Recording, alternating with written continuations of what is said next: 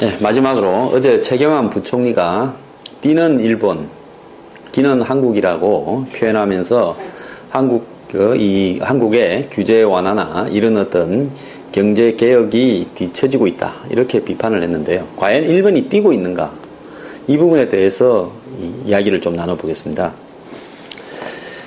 일본의 경제가 아베노믹스에 의해서 되살아났다. 그래서 2013년 초부터 한국의 언론들은 일본의 경제를 굉장히 찬양하면서요, 일본의 아베노믹스를 본받아서 한국도 바뀌어야 된다, 이렇게 많이 이야기를 했습니다. 아베는 박근혜 대통령보다 한 2주 전에 출범을 했죠. 그럼 아베노믹스의 핵심이 뭐냐? 금융 완화와 재정 지출 확대, 즉 은행에서 돈 많이 빌려주고 정부가 돈을 많이 쓰겠다라는 겁니다. 그리고 이제 두 번째는 뭐냐? 엔저를 통해서 일본의 수출을 늘리겠다.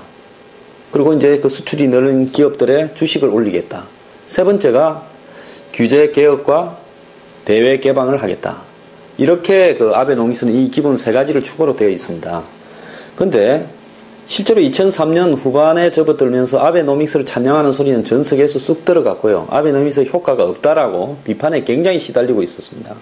2014년에 아베가 소비세를 인상한 다음에 여론이 굉장히 안 좋아지자 이 총리직을 계속 수행하기 위해서 국회를 조기 해산하고 조기 총선을 실시해서 일본의 극우 분위기에 편승해서 이겼죠. 아베노믹스가 성공해서 이긴 게 절대 아닙니다.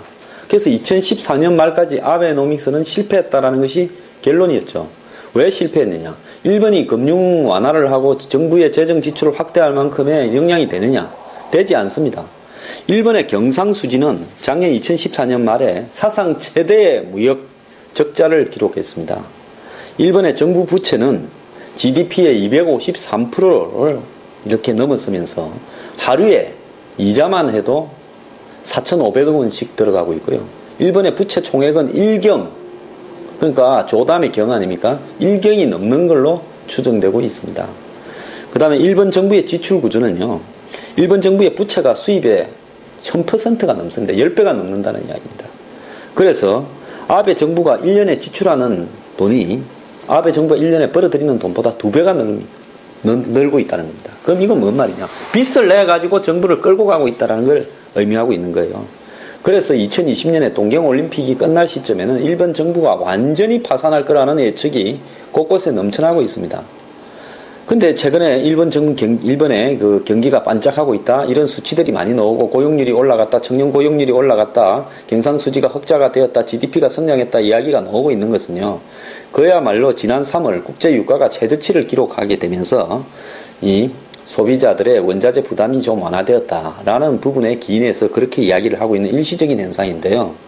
일본은 후쿠시마 원전의 문을 닫고 난 뒤후에 이 가스 터빈 발전을 위해서 에너지를 굉장히 많이 수입하기 때문에 이 유가가 하락이 되면 일본 경제가 외견상으로 순간적으로 약간 반짝하게 보이게끔 되어 있습니다. 유가에 의존하는 비중이 너무 크다는 거죠.